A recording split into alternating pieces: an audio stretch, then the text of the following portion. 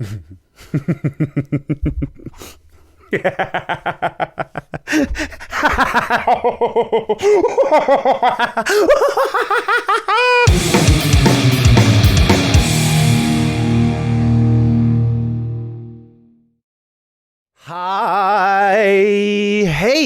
Hey. Hello. Welcome. Guys, welcome back. I know it's been a long time. I know it's been a crazy, month and a half, almost 2 months since I've posted, since I've recorded anything. Thank you. Thank you for coming back. Thank you for listening. Thank you for watching. We're back, guys. Talking Tommy Rot. I am back. I'm feeling reinvigorated. Started a new job. Shout out to Peloton. Giving me a really sweet ass job. I get to drive around all day. It's actually not bad at all. I'm loving it. So that's been taking up a lot of my time. So I apologize for not staying on top of my recording, on top of my videos, on top of my podcast. But if you're here, thank you. Thank you so much for your support. I love all of you. So we're getting back into it. It's been almost a year since I've started this podcast, and I haven't posted as much as I want to. So, maybe I get some motivation to come back. Anyways, guys, welcome. We are doing a little bit of a spoiler discussion / Tommy Rot reviews for the newest DC Warner Brothers movie, and that is Joker. My God, if you have not seen this movie yet, go now. Go right now. You shouldn't have even clicked on this podcast or video. You shouldn't be here. It says spoilers right there. It says spoiler discussion. That's what it's going to say. Maybe. I haven't decided on the title yet. If it says that, then I'm right, future me. Okay? Cool. But again, if you haven't watched the movie, you need to get out there right now. If you have watched the movie, let's talk about it, okay? This is my favorite movie. This is my favorite that I've seen from DC, truly since The Dark Knight. It's been an 11-year dry spell since I've been really, really impressed by DC. Shazam, Aquaman, Wonder Woman, those are all decent movies.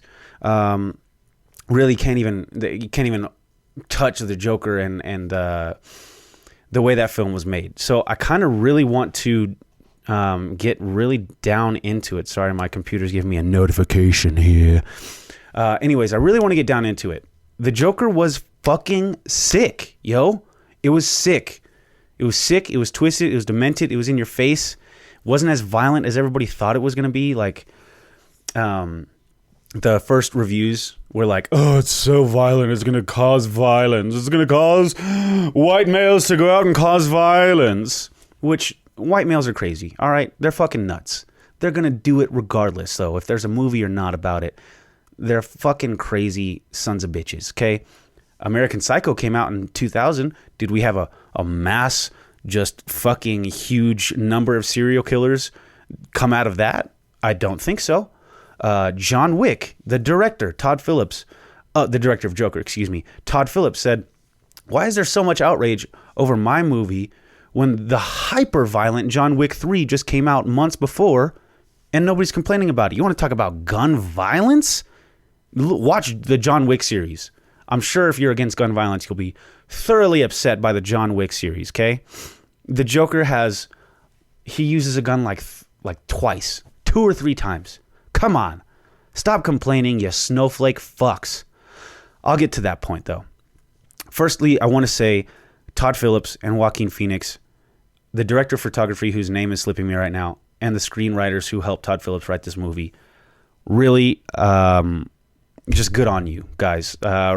Just fantastic cinematography, fantastic directing, fantastic writing, and really just the best thing, obviously, about this movie is Joaquin Phoenix's performance. It is off the wall, okay? It is off the wall. I haven't seen a performance like this. I don't want to say since Heath Ledger, because he was the Joker last, but I really haven't seen anybody fall into a character as much as Joaquin Phoenix and Heath Ledger have. It's taken 10 years and the same character for us to get that great of a performance. But it was just amazing. The way he lost himself into the mind of Arthur Fleck, Joker, it's truly uncanny how he did that. Really, I was just taken aback by how amazing his mannerisms were, how committed he was to losing so much weight to make the Joker look so frail, and and sickly and almost like his mind is oozing into his body, you know? His mind is so tormented that his body is the result of that, if that makes sense. He just looks unwell. He looks unwell. As the movie goes along, though, and he starts to become the Joker, he looks a bit more well, which I thought was very interesting.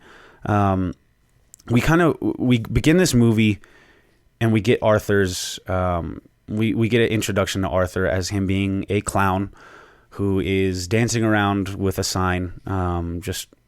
He works at Ha Ha's. It's a clown hiring agency, where basically you hire clowns to come do shit for you, parties, sign twirling, whatever it is. So this is Arthur's job. That sounds like a terrible, terrible job, but he tries to find joy in it. He tries to find joy in everything, and I think that's what tears me apart the most about watching him make this descent into madness. Is he was a good guy. He wanted to do good. I don't think he wanted to do any of the horrible things that he did, to be honest. That's what I got from his character. I think it tormented him a lot. It tore him up a lot when he eventually killed people, and he found out it felt good because he was so tormented and so society turned their back on him. And it was just really hard to see that because, again, we do open up with him being happy, kind of. Truly, the opening scene of the movie is him doing that, taking his mouth and trying to make himself smile, and it makes him cry. And it's just like some raw emotion that you feel there. Doesn't even say a word. He doesn't say a word for the first 2 minutes. And then the first words he does say is "bring me my sign back." But he conveys so much emotion without saying a word. It's awe-inspiring, honestly. Joaquin Phoenix he deserves every bit of praise that he's getting for this movie, truly. And then we go a bit farther into Arthur's story. We see his home life with his sick mother, who is very sick, it seems. She does not seem mentally well, as Arthur does not seem mentally well. And he just wants to take care of her. So it was just so hard to watch. It was so hard to watch this guy be bullied and taken down, and gets his meds taken away, gets his fucking counseling taken away. He has nobody professional to talk to anymore because Gotham cuts the funding to the mental health, branch of the medical field there in Gotham. Don't really know how to explain that, but their funding gets cut, basically. And it's kind of a reflection of today. I know a lot of people have said that it's a reflection of today's society, but it is. I mean, we need to pay attention to mental health probably more than anything. Honestly, probably more than anything. I mean, I've definitely had bouts with what I feel is craziness and depression, and I have talked to somebody professionally, and it helps a lot. It helps to get that outside perspective, and it helps to get help. It does, for your mental illness. And this movie he wanted to get the help. He was going to see a psychiatrist. He was taking his medications. There's one point in the movie where he says, can you ask the doctor to up my medication? And the psychiatrist is like, you're already on 7 medications. Like, you're already taking 7 medications. You should be fine. They should be doing something. And he just very blankly says, I just don't want to feel so bad anymore. And it's bringing kind of tears to my eyes thinking about that, dude. Because who hasn't felt that? Who hasn't woken up in the morning and just been like, no, I can't do this. I can't. I don't want to feel this bad. I don't want to feel this. And how many people live with that? And how many people go crazy because they don't know what to do. And they're afraid to go get help. I'm kind of going off on a tangent here, but it really tugged at my heartstrings, man. That people can't get their fucking proper help that they need for their mental health. It just destroys me. Anyways, that was a big part of the movie, is him losing his ability to go get professional help and get medicine, and that kind of it spirals down into his further descent into madness. We do see a lot of stuff that may not seem real. It seems like it's not really happening in Joker. Mostly because our narrator is Arthur Fleck. It is Joker. Excuse me. So one of the first scenes we see is Arthur and his mother in his apartment, and they're watching the Murray Franklin Show, which is the late night show that's hosted by Robert De Niro. They're watching it, and then all of a sudden it cuts to live at the Murray Show, and Arthur is in the audience. Okay. The Murray Show goes on. Arthur makes his weird laughs. I don't know what he does. It was funny. Anyways, he does this. He says, "I love you, Murray." And Murray brings him up on stage, and he does this big monologue with Murray. And then we cut to Arthur's apartment, and it's just him imagining that. Now, that was my first oh, a lot of this movie is probably not going to be real. And that's kind of where it gets weird. That's where this movie is definitely up for interpretation. So, anyways, we go forward a little bit. Arthur gets the news from his psychiatrist that he's not going to be getting the medication anymore. He's not going to be able to talk to his psychiatrist anymore. Excuse me. Basically, he is on his own. A really terrible thing to hear, I'm sure, if you're a mental health patient looking for help. And they're like, "Hey, dog, we can't do it anymore. Sorry, city cut our funding. They don't give a shit about you. They don't give a shit about me." And that's basically how this fucking whole thing starts.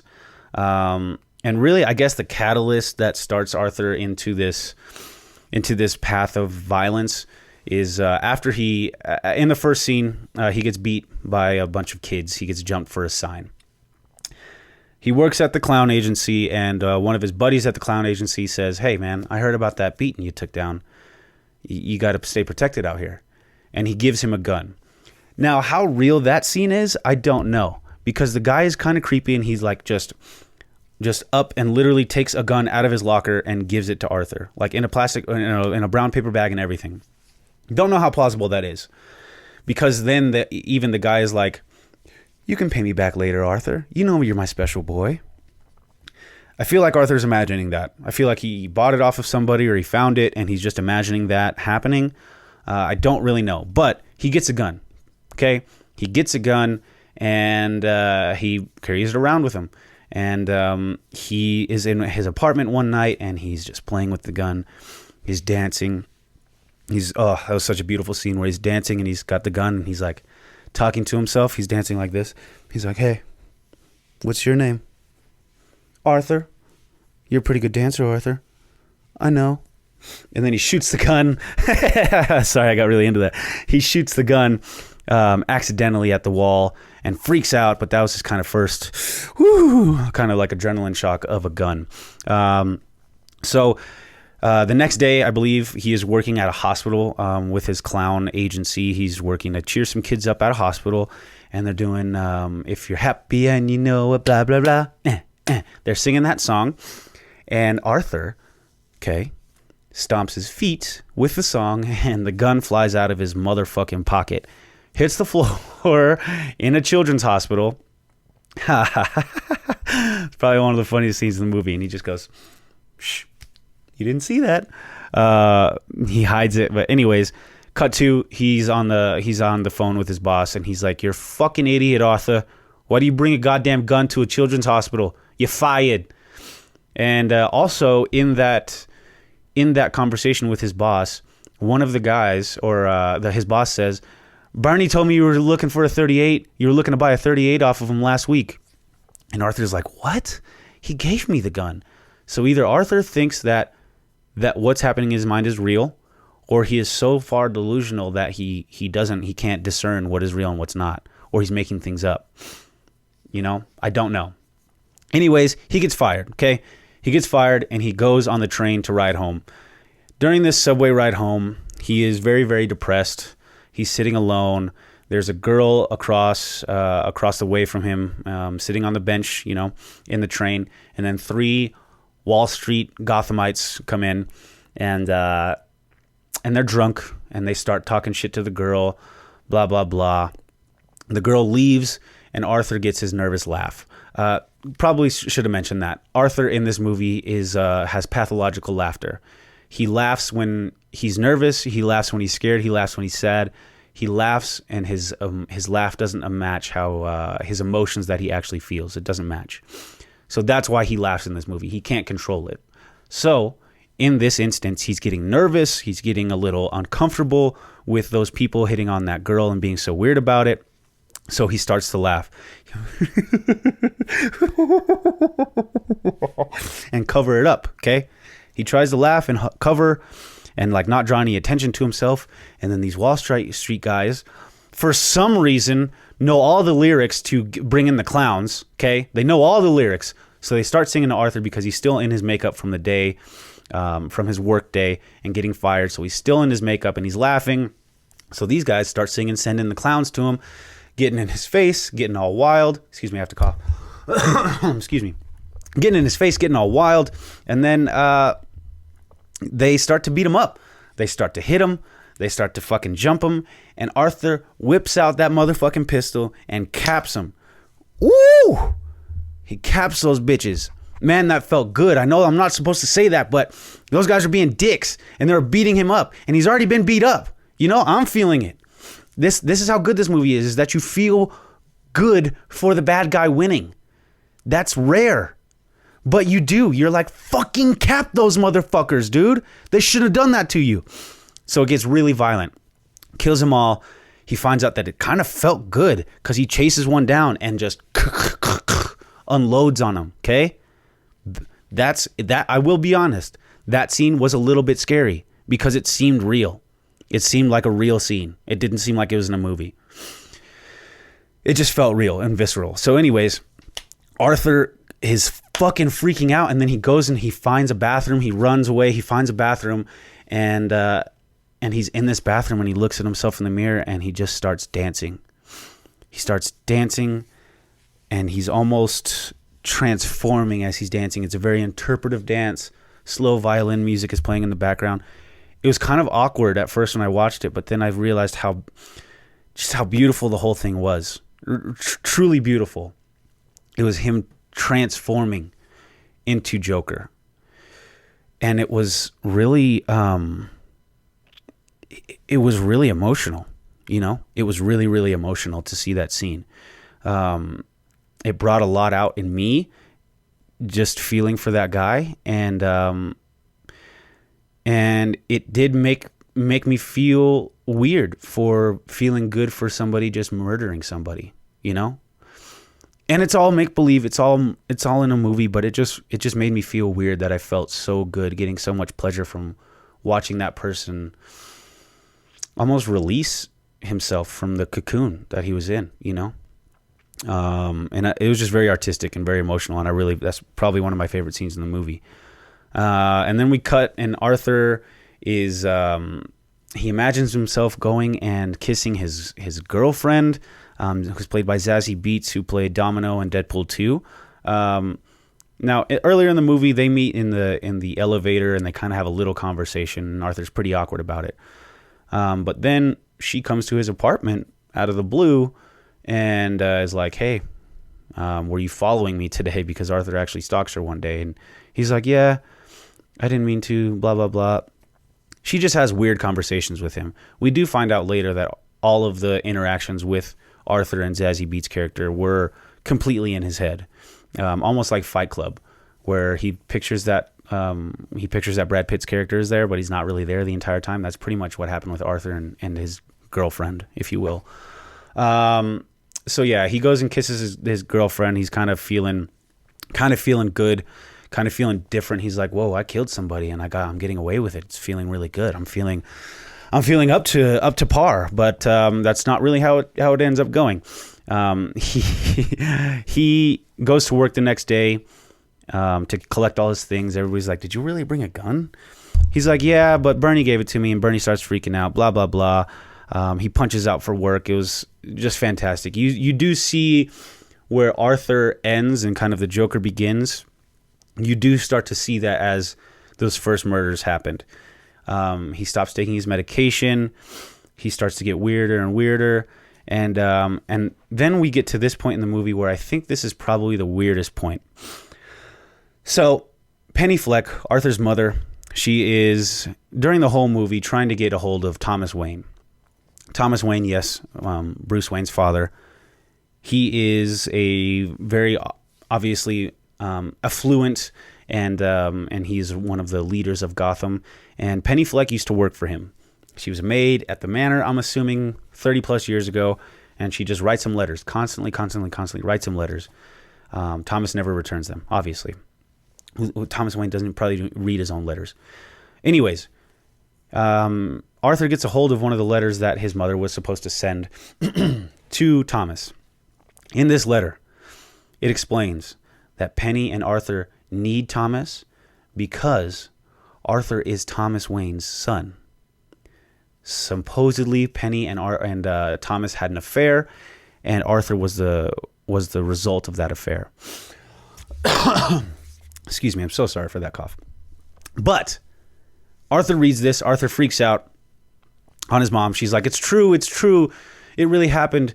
They just didn't want us to be together because of his image, blah, blah, blah, whatever. Okay, no. Arthur freaks the fuck out. He's like, hold up. My dad is Thomas Wayne, yo. I've been living in squalor this whole time. My dad's a half a billionaire. Like, come on, dog. Multi-billionaire. Come on. Where's my shit at? Arthur has this weird idea where he would go to Wayne Manor and talk to Thomas himself. Really cool scene, though.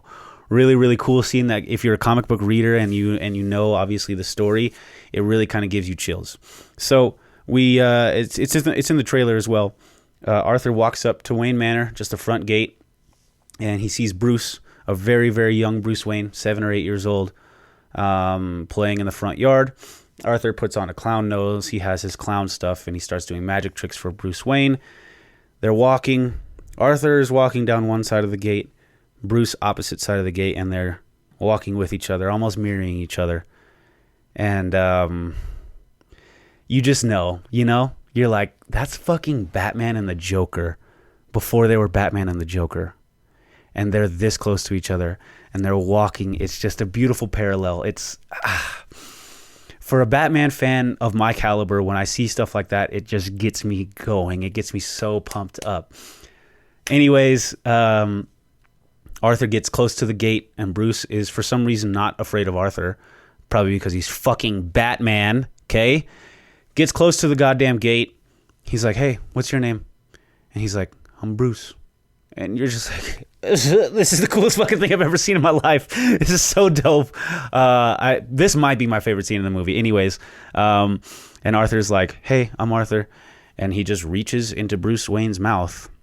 Little 7-year-old Bruce Wayne's mouth, and puts a smile on his face. And he says, that's better.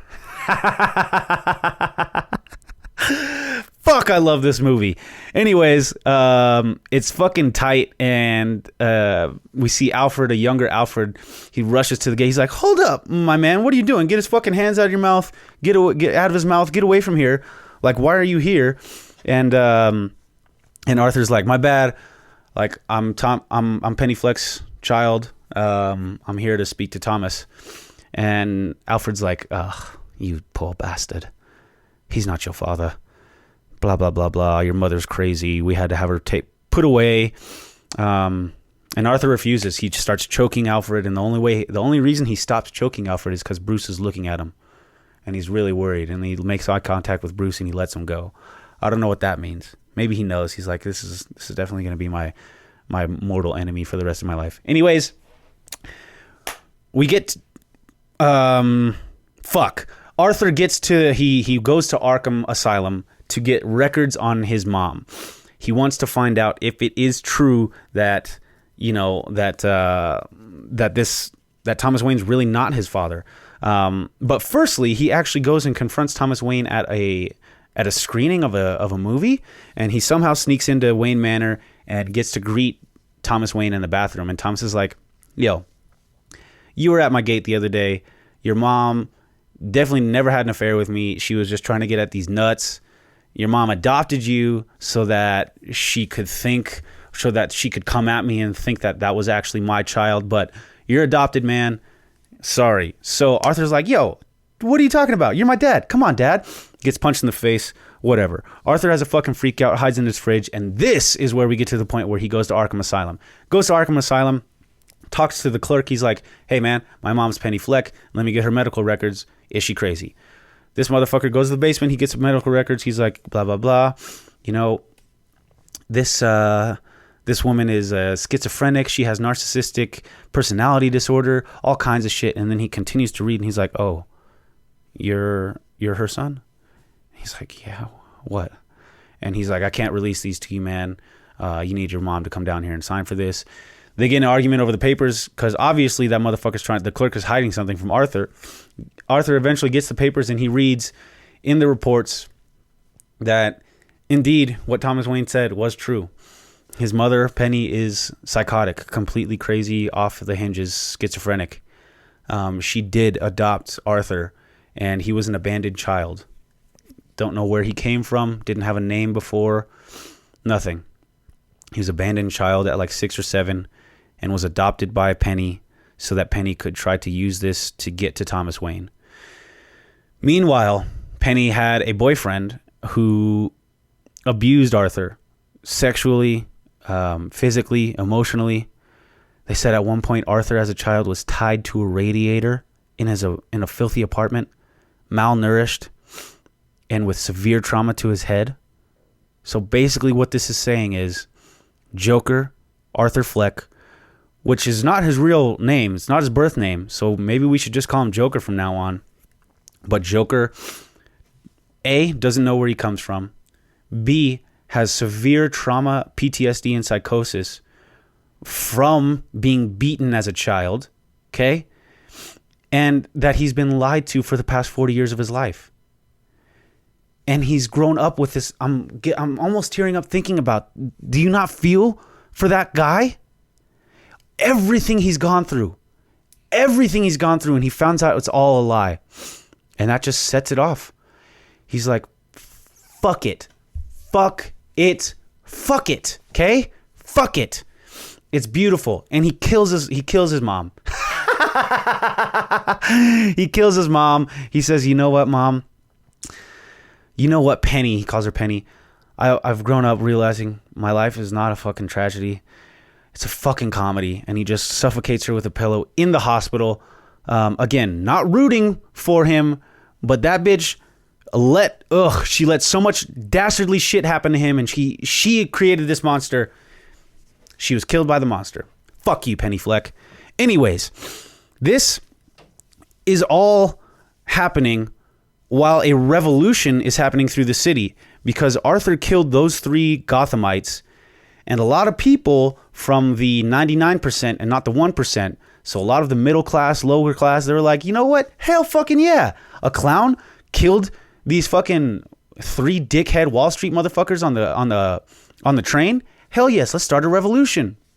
So there's clown riots going on in the middle of the city, all kinds of crazy stuff. It's amazing. In the middle of the movie, Arthur goes to try and do stand-up. He cannot do stand-up to save his life because he has mental issues. He gets up to do the stand-up and he can't get a word out. He's laughing too hard. It's a really heart-wrenching scene. It's a really, really tough scene to watch because he's trying his hardest to get a joke out and he can't. He's almost crying because he's laughing so hard because he's so nervous. It's bad. Somebody records this, sends it into the Murray Franklin show, Arthur's favorite show, and Murray makes fun of him. Murray makes fun of the jokes. He says, yeah, maybe you should have listened to your mom. You're not going to be a stand-up comedian. Cut to a couple weeks later, he gets a call, Arthur gets a call from the Murray Franklin show, and they want him on. They want to have him on to talk about his jokes. Arthur agrees. And at this point, he is completely unhinged. He is practicing going on the Murray show and killing himself. He's going to bring the gun on the show, and he's going to kill himself in front of a live studio audience. And that was going to be his plan. He puts on his clown makeup because Murray calls him Joker. He says, take a look at this, Joker. So Arthur takes that literally and puts on the clown makeup to be on the Murray Franklin show. I am missing a few story beats here, but I want to get to the important part. He gets on the Murray Franklin show dressed as Joker. He says, Murray, when you bring me out, can you introduce me as Joker? And he's like, yeah, sure, kid. Sounds good. And he goes on the Murray Franklin show. He sits down, talks with Murray Franklin, and he's like, "What's with the get up? Why are you dressed as a clown?" He's like, it's just me. It's not political or anything. I don't believe in any of the riots or anything like that." And he starts to tell, he's like, "Hey, you have any jokes? You're a comedian." And Arthur starts to tell jokes. Everybody's laughing at him. And Murray begins to make fun of him more. And Arthur basically admits that he killed all those people on the train, that he is the reason that this revolution has started. And people are shocked. People are shocked by what he's saying. And then Murray Franklin's like, "You know what? You need to get off the show. People, are you using this as an excuse? Or your society has turned you into this monster and you're using this as an excuse to kill people?" And Arthur's like, "No, not everybody's bad. But you're bad, Murray. You're a bad person." He's like, "Why am I bad?" "Because you brought me on this show. You brought me on this show to make fun of me." And he's like, blah, blah, blah. And then Arthur is like, "Here, how about another joke? How about another joke?" And at this point, Arthur is fucking mad. He's so pissed off. You shouldn't have made him that mad, okay? Murray, you fucked up. He's like, "What do you get when you cross a loner, mentally ill..." No, wait. Fuck. I messed up the joke. He says, "What do you get when you cross a mentally ill loner with a society that turns his back on him and treats him like trash?" He says, "You get what you fucking deserve." Pulls out a gun, caps Murray Franklin in the fucking head on live TV. Blood splatters all over his face and he just laughs. Everybody freaks the fuck out in the live taping show. Everybody leaves, stands up, caps Murray Franklin a few more times. He goes up to the camera and he's like, "And remember, that's life." And it cuts. Yeah. It's amazing. It's truly amazing. He gets arrested while all the poor people saw this on TV, and riots ensue. Riots ensue. People in clown masks and clown makeup are tearing Gotham apart. Tearing it apart. Okay? And Arthur is in the back of a cop car just smiling, looking at everything that he caused. He is smiling and looking at all of the destruction that he caused inadvertently, and it's pretty beautiful. He gets rescued by some clown compatriots, if you will. They crash into the cop car, they kill the cops, and they take Arthur out, Joker out. And during these fucking riots, he gets he gets fucked up. He gets pretty fucked up. So these riots are going on, and he's like still passed out on the hood of a car. But we cut to a theater that's playing Zorro. If we're in a DC movie and a theater is playing Zorro, you know that Batman's parents are about to die. So lo and behold, we see the Waynes come out of that theater, go into a back alleyway. We see a guy come back. We see a guy in clown makeup and clown mask go back and follow them. And he says, "Thomas Wayne, you get what you fucking deserve." Caps him. Caps fucking Martha Wayne. And Bruce just sits there and stares in awe. He gets blood splattered on his face. His parents just got killed. Inadvertently because of the Joker. So, pretty cool there. I like that. But we've seen Batman's parents die too much. This is a longer podcast, guys. Sorry. We're getting into it, though. So Arthur wakes up from being knocked the fuck out by a huge car accident. And everybody, all of these clowns, all of these people are surrounding Arthur, cheering for him, saying, "Get up, get up, get up. Like, this is, you've look at what you've caused. You've done this all for us. You've liberated us." Arthur stands up on the hood of the car. He notices that he has blood in his mouth, and he just takes his fingers and wipes a smile with blood all over his mouth and turns to the crowd, almost Christ-like in his pose, and he is cheered and he is praised. And it's really one of the most beautiful shots I think I've ever seen in a comic book movie, in a DC movie, in a Marvel movie, in anything. It's that those last few moments are really powerful. Really, really, really powerful. And then this is where it gets weird. We cut to, and Arthur is in a white room talking to a psychiatrist. He looks a little bit different. He's got a little stubble on his face. He's handcuffed. He's smoking a cigarette, and he's laughing. He's just laughing like. So the psychiatrist is like, what's so funny? He's like, I was just thinking of a joke. And then she goes, well, do you want to tell it to me? He says he wouldn't get it. And then it cuts to Bruce Wayne, little Bruce Wayne, kneeled down before his parents' dead bodies in the alleyway. And that's kind of how the story ends. He says you wouldn't get it. And I think that, goodness gracious, I think that this indicates that might have been in Arthur's mind.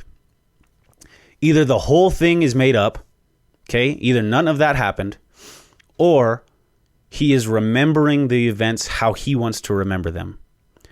I don't know if the whole movie is in his head like American Psycho kind of thing, or I don't know if he's just telling this story to the psychiatrist who he's in with at the end of the movie as him remembering it, and he just embellishes on stuff.